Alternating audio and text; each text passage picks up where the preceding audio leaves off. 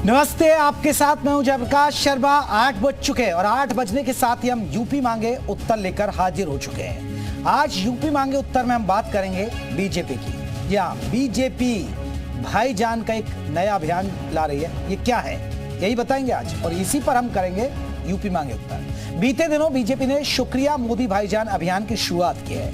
इस अभियान के सहारे बीजेपी मुस्लिम मतदाता, खासकर मुस्लिम वोटों को साधने की तैयारी कर रहे हैं। बीजेपी के नेता मुस्लिम महिलाओं को केंद्र की योजनाओं की जानकारी दे रहे हैं, लेकिन समाजवादी पार्टी के सांसद शफीकुर रहमान बर्क ने बीजेपी के इस अभियान के खिलाफ मोर्चा खोल दिया है। बर्क का कहना है कि मुस्लिम महिलाओं को बीजेपी बहका रही है। बर्क ने मुस्लिम महिलाओं को कौम के नाम पर भड़काने की कोशिश भी की है। उधर बर्क के भड़काऊ बोलों पर बीजेपी का कहना है कि सपा सिर्फ ध्रुवीकरण की राजनीति करती है, यानी दोनों तरफ शुक्रिया मोदी भाईजान पर घमासान जारी है। तो आज खास पैनल से हम इन्हीं तमाम मुद्दों पर बात करेंगे, लेकिन उससे पहले रिपोर्ट, फिर इसी मुद्दे पर सवाल।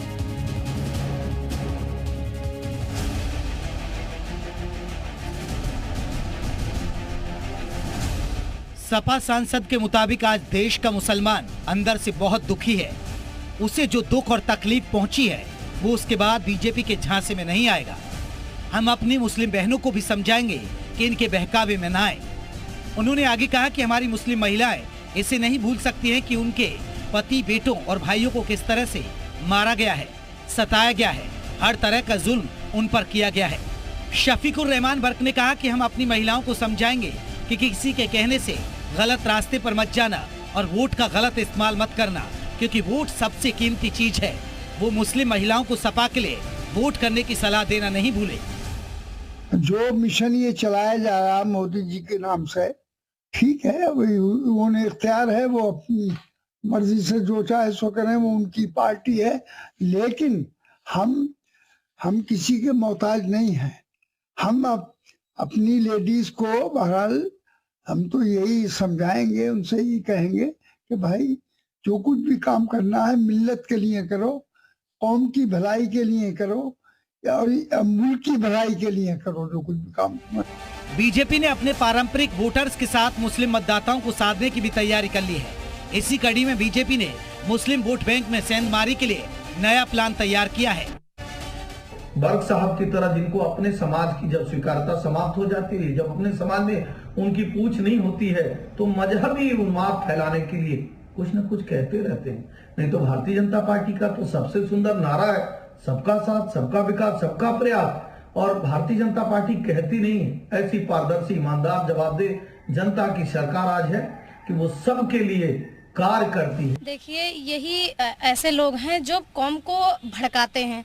पहली बात तो बीजेपी से बचने की ज़रूरत नहीं है, बीजेपी का समर्थन करने का ज़रूरत है। मैं एक मुस्लिम महिला हूं और मैं ये देख रही हूं कि अगर आज अल्पसंख्यक महिलाएं कहीं सुरक्षित हैं तो वो बीजेपी में हैं। चाहे वो ट्रिपल तलाक जैसा हो या वैसे बहनों को हर कोई बुरी नज़र से देखता था, तो आज बीजेपी में महिलाएं, अपनी बहनें सबसे ज़्यादा अगर सुरक्षित हैं तो बीजेपी में हैं। बीजेपी ने यूपी में शुक्रिया मोदी भाईजान कार्यक्रम शुरू किया है, जिसकी टैगलाइन ना दूरी है ना खाई है, मोदी हमारा भाई है रहेगी। पार्टी का अल्पसंख्यक मोर्चा सभी 80 लोकसभा सीटों पर यह कार्यक्रम करेगा। इसके तहत हर लोकसभा सीट पर 1000 मुस्लिम महिलाओं के साथ कार्यक्रम किया जाएगा। ब्यूरो रिपोर्ट, जी मीडिया।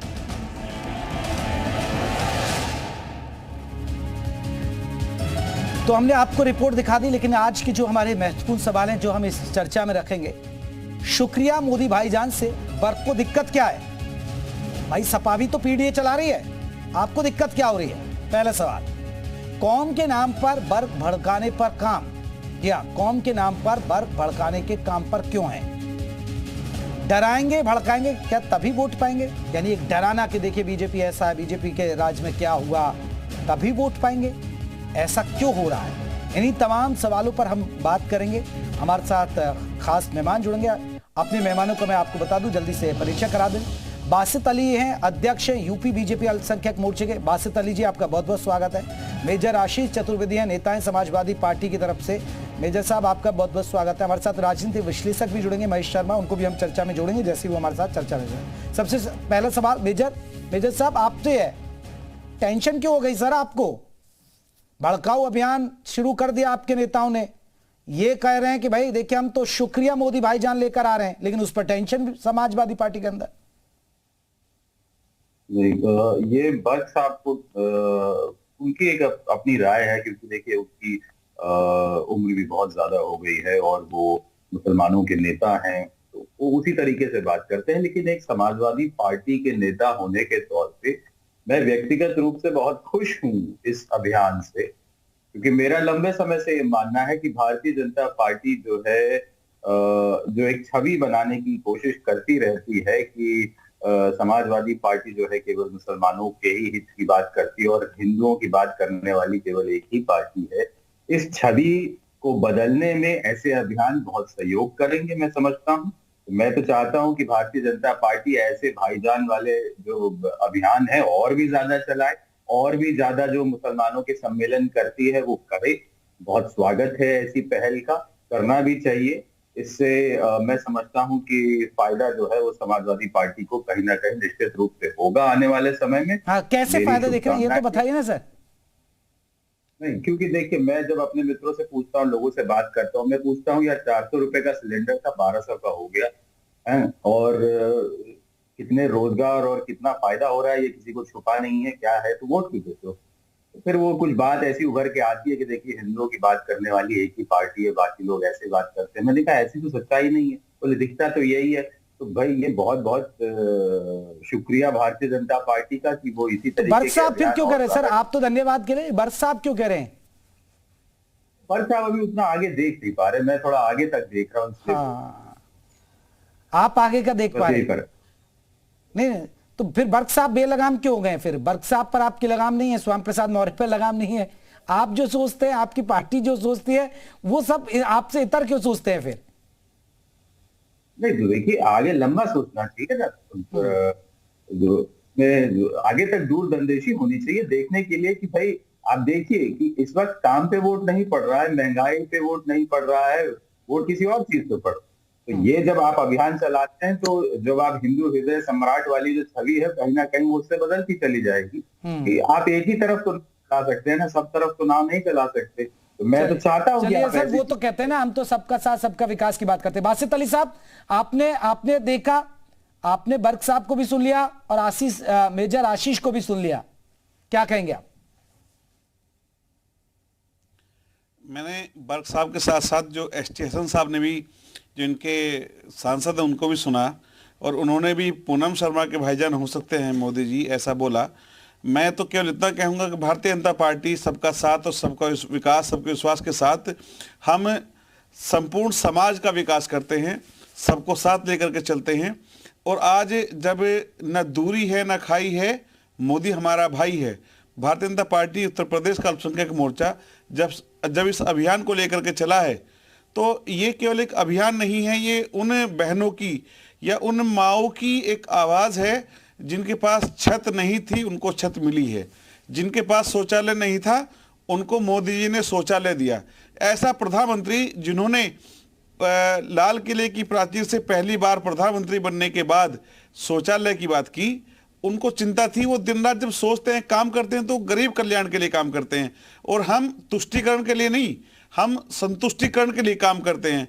हम केवल एक विकास की जब बात करते हैं तो गरीब कल्याण उसमें केंद्र में होता है। जाति, मजहब, जात, धर्म इसका कोई वास्ता नहीं है।